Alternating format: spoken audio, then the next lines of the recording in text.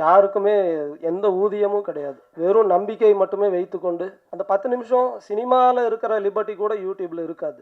YouTube இன்னும் ஒரு ஸ்ட்ரிக்டான மீடியம்.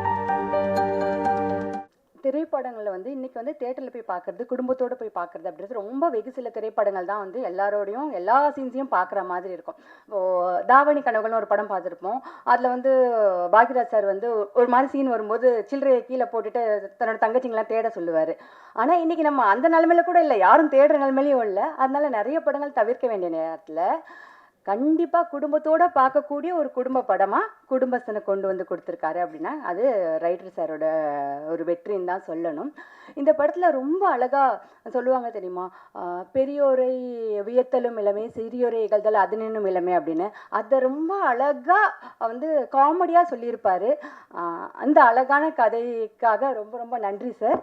இந்த வெற்றி உங்களுக்கு என்ன மாதிரியான மனநிலையை கொடுத்துருக்கு அதை எங்ககிட்ட கொஞ்சம் பகிர்ந்துக்கோங்க சார்.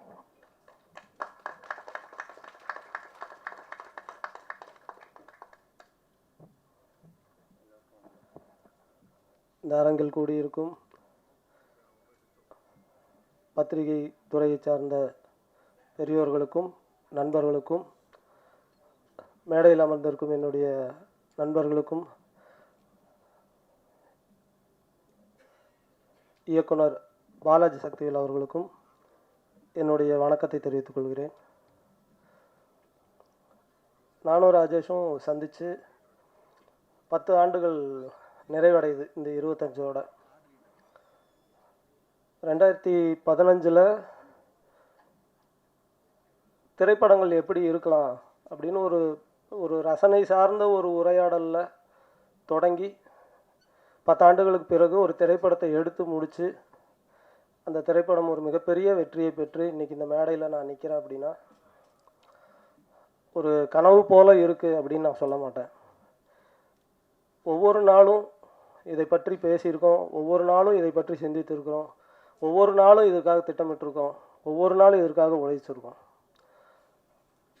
அந்த உழைப்பில் எங்கள் கூட சேர்ந்து பயணித்தவங்க, நக்கலைட்ஸில் இருக்கக்கூடிய, முன்பு இருந்த, இப்போது இருக்கிற அனைவருக்கும், நக்கலைட்ஸ் குடும்பத்தை சேர்ந்த அனைவருக்கும் நான் என்னுடைய மனமார்ந்த நன்றிகளை தெரிவிச்சுக்கிறேன். ஏன்னா அது கொஞ்சம் நஞ்ச உழைப்பு கிடையாது. வாரம் 7 நாளும் ஷூட்டிங் நடக்கும் கோயம்புத்தூரில். இரவு பகல் இல்லாமல் அந்த வேலை நடக்கும். ஓயாத ஒரு எந்திரத்தை போல் நக்கலைட்ஸுங்கிற ஒரு சேனல் எங்களுக்கு பின்னால் இயங்கி இருக்கு. அவ்வளவு மனிதர்களுடைய நம்பிக்கையும் உழைப்பும் வியர்வையும் அதில் கலந்துருக்கு. அதுக்கு நான் என்றென்றும் நன்றி உள்ளவனாக இருப்பேன். அடுத்ததாக, நக்கலைட்ஸுங்கிற சேனல் தொடங்கி 8 வருஷம் ஆச்சு. இந்த 8 ஆண்டுகளும் எங்களுடைய கரம் பிடித்து எங்களுடைய ஒவ்வொரு வீடியோவையும் ரசித்து மகிழ்ந்து அதை பாராட்டி நாங்கள் தடுமாறும்போது எங்களை விமர்சித்து எங்களை நல்வழிப்படுத்திய தமிழக மக்களுக்கும் அயல் நாடுகளில் இருக்கக்கூடிய தமிழர்கள் அனைவருக்கும் என்னுடைய மனமார்ந்த நன்றிகளை நான் இந்த நேரத்தில் தெரிவிச்சுக்கிறேன். ஏன்னா அந்த ஒரு பெரிய ஆதரவு இல்லாமல் 8 ஆண்டுகள் எங்களால் கடந்து வந்திருக்க முடியாது. எங்களுடைய முதல் வீடியோவோட பட்ஜெட் 250 ரூபா. அந்த 250 ரூபாய்ங்கிறது வாகனத்துக்கான பெட்ரோல் செலவும் டீ பிஸ்கெட் செலவு தான். கிட்டத்தட்ட 1 வருடம் அப்படி தான் போச்சு. முதல் ஆண்டு யாருக்குமே எந்த ஊதியமும் கிடையாது. வெறும் நம்பிக்கை மட்டுமே வைத்துக்கொண்டு நம்ம வேலை செய்வோம், அதுக்கு ஒரு பலன் இருக்குங்கிற நம்பிக்கையை மட்டுமே வச்சு எங்கள் கூட சேர்ந்து உழைத்த எல்லாருக்கும் நான் இந்த நேரத்தில் நான் நன்றி தெரிவிச்சுக்கிறேன். அடுத்ததாக, சினிமா அப்படிங்கிற ஒரு இடத்துல தடைகள் அப்படிங்கிறது நிறையா இருந்திருக்கு. நாங்கள் சினிமா பொறுத்த வரைக்கும் 1 வருட குழந்தை தான். ரொம்ப பெரிய அனுபவசாலி போலவோ அல்லது எல்லாம் தெரிஞ்ச மாதிரியோ அப்படி பேசுறதுக்கு ஒன்றும் இல்லை. ஆனால் சினிமாவுக்குள்ளே வர்றதுக்கான ஒரு அனுபவம் இருக்குல்ல, அதை பற்றி சில விஷயங்கள் பேச முடியும்னு நான் நினைக்கிறேன். ஒன்று, இங்கே சில மித்ஸ் இருக்குது. அந்த மித்ஸ் வந்து திரும்ப எல்லாரும் அதை பற்றி ரீகன்சிடர் பண்ணணும், அதை பற்றி ஒரு மறு விசாரணை நடத்தணும்னு நான் நினைக்கிறேன். சினிமா வேறு, யூடியூப் வேறு அப்படின்னு பல பேர் சொல்கிறாங்க. அப்படி கிடையாது. அப்படி சொல்கிறவங்க ஒன்று யூடியூப்னா என்னங்கிறத டிஃபைன் பண்ணணும், அல்லது சினிமானா என்னங்கிறத டிஃபைன் பண்ணணும். அது இல்லாமல் இது ரெண்டும் வேறு வேறு. யூடியூப்பில் தான் நாங்கள் சினிமாவுக்கான பயிற்சியை எடுத்தோம். யூடியூப்பில் நாங்கள் சினிமா தான் செஞ்சுக்கிட்டு இருந்தோம். என்ன யூடியூப் நமக்கு ஒரு 10 நிமிஷம் அவகாசம் கொடுக்கும், சினிமாங்கிறது 2 மணி நேரம் 2.5 மணி நேரம் அவகாசம் கொடுக்கும்.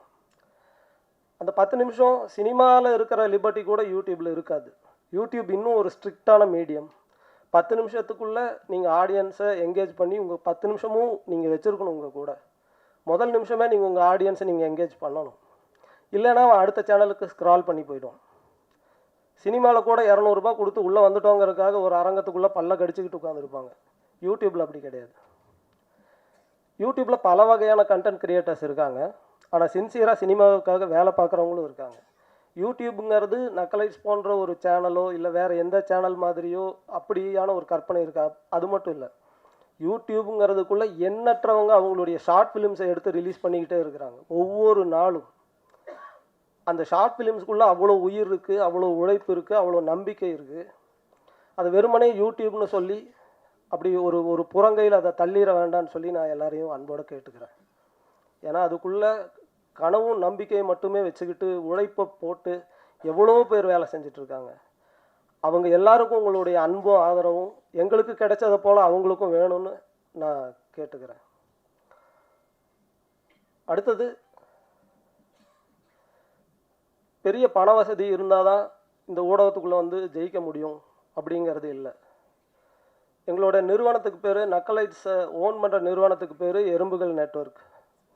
அந்த நிறுவனத்துக்கு ஏன் எறும்புகள் நெட்வொர்க்னு பேர் வச்சோன்னா, அது ஒரு டீம் ஒர்க் அப்படிங்கிறதுக்காக மட்டும் இல்லை.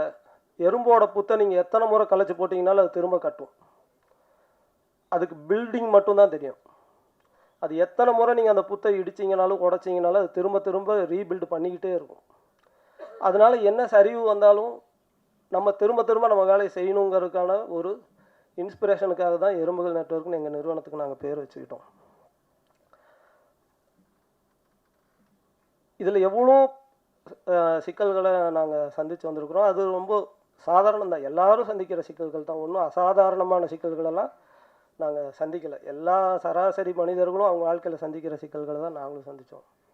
ஆனால் ஒவ்வொரு முறையும் கடலில் தத்தளிக்கிறவனுக்கு ஒரு ஒரு ஒரு மரக்கட்டையோ ஒரு ஒரு பிடிமானம் கிடைப்பது போல் எங்களுக்கு நக்கலைட்ஸ் தொடங்கிய நாளிலிருந்து பத்திரிகைகளும் ஊடகங்களும் எங்களை ஒரு களம் போல் கூட இருந்து காத்து எங்களை இன்றைக்கி வந்து கரையேற்றிருக்குன்னு நான் சொல்லணும். ஏன்னா அன்றைக்கி எங்ககிட்ட எதுவுமே கிடையாது. ஜஸ்ட் எங்களுடைய ஐடியா, அது ஒரு வீடியோவாக எடுத்து யூடியூப்பில் பதிவேற்றுவோம்.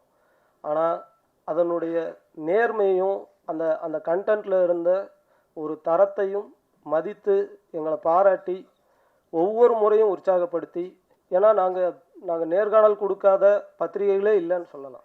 எல்லா பத்திரிகைகளிலும் எங்களுடைய நேர்காணல் இருக்குது. அப்போது அப்படி ஒரு வரவேற்பு, அதனுடைய எங்களை வேல்யூ பண்ணி இதை செய்யணும் அப்படின்னு பத்திரிகைகளுக்கு தோன்றியது இல்லையா? அதை ஒரு பெரிய பேரன்பாக நான் நினைக்கிறேன். ஏன்னா அன்றைக்கி அது மட்டுமே தான் எங்களுக்கான ஒரு ஒரு சோலுக்கான ஃபுட்டுன்னு சொல்லுவாங்க இல்லையா, அது போல் இருந்துச்சு. வேறு எதுவும் இல்லை. அடடா நம்மளை பாராட்டுறாங்க. அந்த பாராட்டு தான் அப்படியே தட்டி கொடுத்து 8 வருடம் கழித்து இங்கே கூப்பிட்டு வந்து விட்டுருக்குன்னு நான் சொல்லுவேன். நாங்கள் நக்கலைட்ஸ் தொடங்கி ஒரு ஆண்டுக்கு பிறகு எங்களுக்கு விகடன் விருது வழங்கப்பட்டது. அதெல்லாம் நாங்கள் எதிர்பார்க்கவே இல்லை. எவ்வளோ பெரிய ஒரு என்கரேஜ்மெண்ட்டுன்னு அதை என்னால் சொல்ல முடியாது. ரேடியோ சிட்டியில் எங்களை கூப்பிட்டு அவங்க பாராட்டி நிகழ்ச்சி நடத்தினாங்க. இப்படி எண்ணற்ற ஊடகங்கள்லேருந்து எங்களை பாராட்டியிருக்காங்க, வாழ்த்தியிருக்காங்க. எங்களை பற்றியான ஆர்டிகிள்ஸ் பப்ளிஷ் பண்ணியிருக்காங்க. என்னுடைய அறையில் நான் ஒரு பெரிய கலெக்ஷனே வச்சுருக்கேன். அது ஒரு பெரிய டாக்குமெண்டேஷன். அது எல்லாத்தையும் கலந்து இந்த திரைப்படத்துக்கு பிறகு அதை ஒரு டாக்குமெண்ட் பண்ணி வெளியிடணும்னு எனக்கு ஒரு விருப்பம் உண்டு.